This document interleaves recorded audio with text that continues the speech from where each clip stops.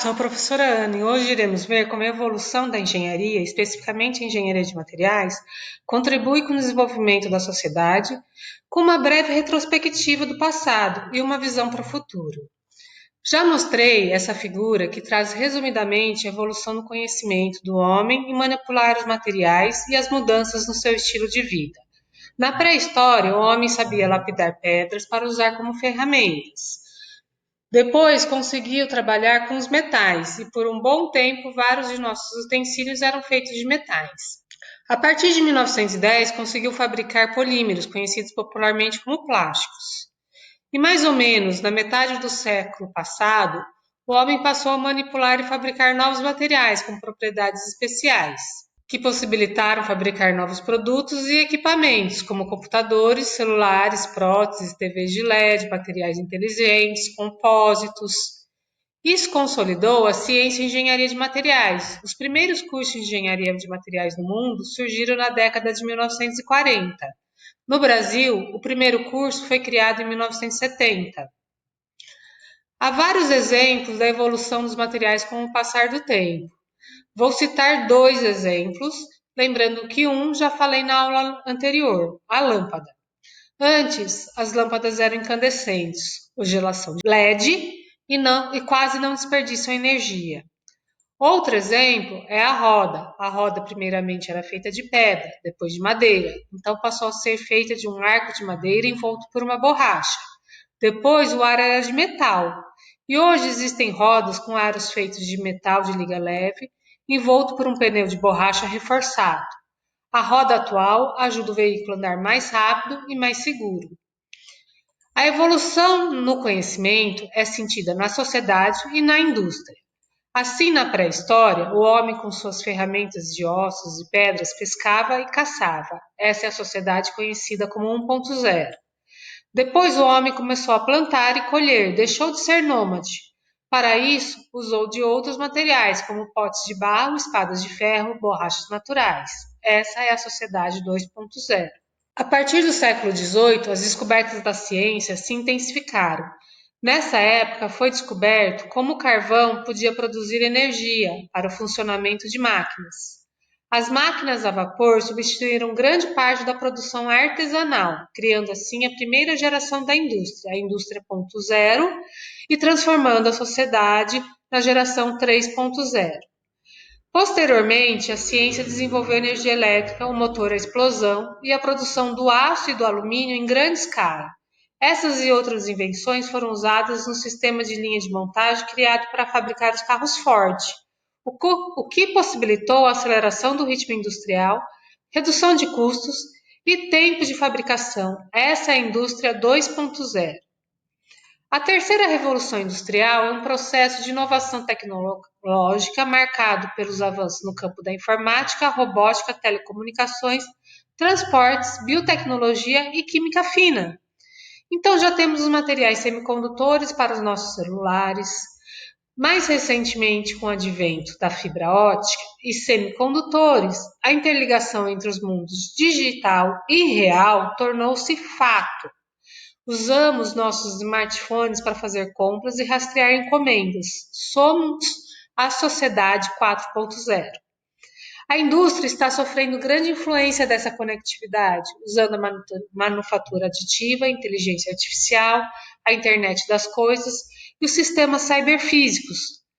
Toda essa tecnologia também pode ser usada para o bem da sociedade.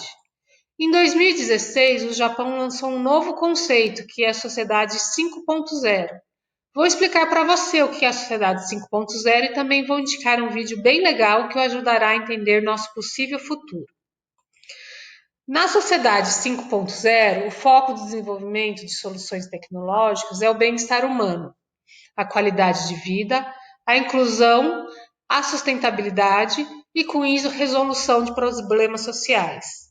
As tecnologias como Big Data, inteligência artificial, internet das coisas, manufatura aditiva e biologia sintética são usadas para criar soluções com foco nas necessidades humanas. Assim podemos ter as cidades inteligentes. Numa cidade inteligente, as redes hidráulicas e elétricas são controladas por centrais remotas. O transporte público é integrado, podendo ser até dirigido por robôs. No cotidiano, um aplicativo de celular pode te ajudar a achar uma vaga para estacionar teu carro ou tua moto nas ruas do centro. E os governantes têm em mãos um banco de dados que podem gerenciar, fazer projeções que os ajudem na tomada de boas decisões. A pandemia, de certa forma, está acelerando a chegada da sociedade 5.0. Estamos nos comunicando muito mais virtualmente, seja com os amigos, família ou com os médicos pela telemedicina ou com os professores pelas aulas online. Ainda é muito recente e temos muito a aprender. A educação, com parte das aulas online e outra parte presencial, pode trazer vantagens. Vocês poderão escolher o melhor horário para estudar, por exemplo. Ser atendido por um médico especialista em nosso problema, que está a quilômetros de distância, pode gerar cura. O avanço e popularização da tecnologia de impressão 3D, não só gente com muito dinheiro terá acesso a próteses projetadas para se adaptar perfeitamente ao seu corpo. Todos terão essa possibilidade. Para que as máquinas e robôs funcionem, é preciso da geração de energia. A diferença é que na sociedade 5.0 não serão utilizados recursos energéticos finitos, como o petróleo e o carvão, mas sim renováveis, como o sol e o vento. E como a engenharia de materiais pode ajudar nesse processo? O que já se sabe em termos de tecnologia de materiais, que pode ser posto à disposição para uso de toda a sociedade?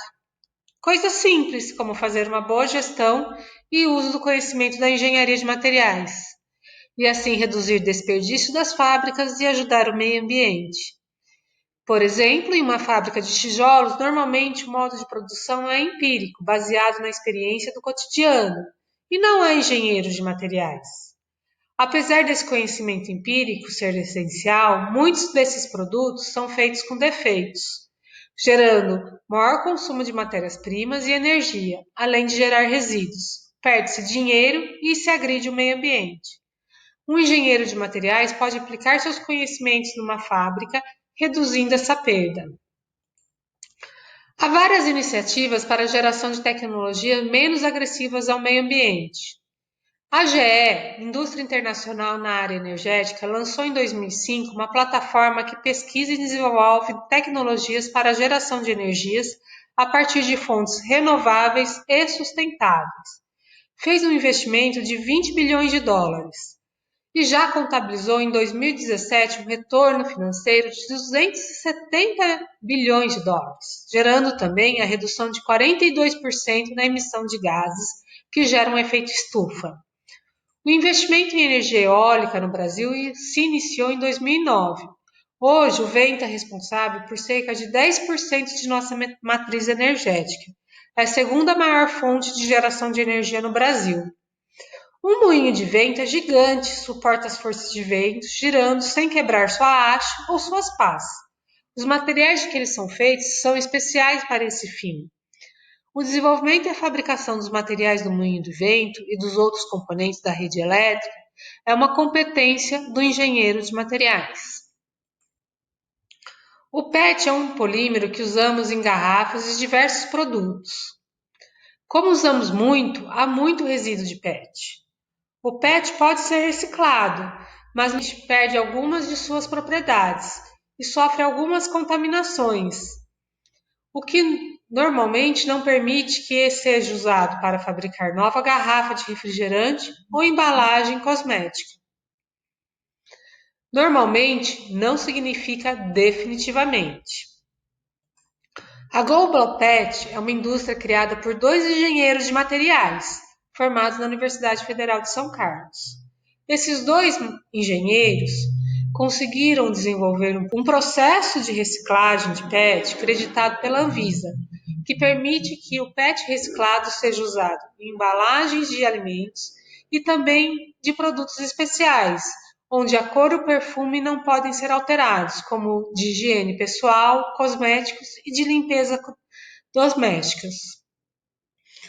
Professores e técnicos do curso de Engenharia de Materiais, Design, Ciência da Computação e também nos laboratórios de calçados e polímeros, com apoio e acompanhamento da reitoria e do Comitê Interno de Enfrentamento da Covid-19 da UFCA, fabricaram e doaram mais de 10 mil protetores faciais para municípios cearenses e estados vizinhos.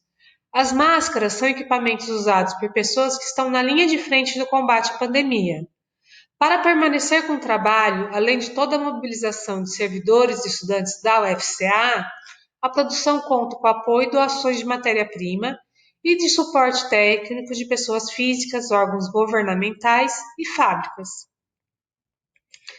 Também há muita coisa sendo desenvolvida. Vou falar de alguns dos materiais e processos promissores na atualidade. Desenvolver dispositivos para geração e armazenamento de energia ou armazenamento e transporte de medicamentos são alguns dos usos da nanotecnologia. Os nanotubos de carbono são folhas de átomos de carbono enroladas em forma de tubo, com diâmetro de aproximadamente 1 nanômetro. Para se ter uma ideia, os nanotubos são 100 mil vezes mais finos que um fio de cabelo. Na área de informática, microprocessadores feitos de nanotubos de carbono estão sendo aperfeiçoados. Eles vão permitir que os computadores fiquem ainda mais rápidos. Além de carbono, existem partículas nanométricas feitas de outras composições. Por apresentar grandes áreas superficiais, medicações podem ser colocadas dentro delas. E como elas são bem pequenas, elas podem entrar e passear pela nossa corrente sanguínea, até encontrarem uma célula doente, uma célula cancerígena, por exemplo. Ao encontrarem a célula doente, elas liberam a medicação, combatendo a doença daquela célula, não interferindo nas células sadias que existem em nosso organismo. Assim, os efeitos colaterais de uma quimioterapia, como vômitos, fraqueza, queda de cabelo, podem ser evitados. A adição de nanopartículas em pneus, com o objetivo de diminuir seu desgaste e aumentar sua vida útil, já ocorre nos carros de Fórmula 1. Se baratearmos essa tecnologia, ela poderá ser usada por todos os carros. Aí os pneus irão durar mais e diminuirá o descarte de pneus velhos. Outra área promissora é a manufatura aditiva, que também é conhecida como impressão 3D. A impressão 3D é uma tecnologia inovadora que permite criar um objeto físico a partir de um modelo digital. A impressão é feita em camadas, uma sobre a outra, formando o objeto 3D. Para materiais poliméricos, a tecnologia está bem adiantada e difundida. Os equipamentos existentes conseguem pegar fios de material polimérico, aquecê-los de forma que fiquem moles suficientes para formarem as camadas. É possível fazer peças de formatos bem complicados. Assim, as indústrias de aviação e automóvel já estão usando essa tecnologia. Na área médica, há vários lugares no Brasil que disponibilizam equipamento e imprimem próteses para as pessoas. É possível também imprimir uma peça 3D de metal ou cerâmica, como essa peça cheia de conexões. Contudo, para materiais cerâmicos e metálicos, a tecnologia ainda precisa ser aperfeiçoada, barateada e posta à disposição da indústria e da comunidade em geral. Quando a tecnologia da manufatura aditiva de metais e cerâmicos estiver mais desenvolvida, você poderá imprimir em sua casa uma peça quebrada de um eletrodoméstico velho, que não existe mais para vender. Materiais inteligentes são estruturas capazes de se modificar quando o ambiente ao redor sofre alteração, como, por exemplo, uma variação de temperatura ou vibração. Sabe aquelas lentes de óculos que ficam mais escuras quando estão expostas ao sol e claras quando estão em um ambiente fechado? É um exemplo de material inteligente.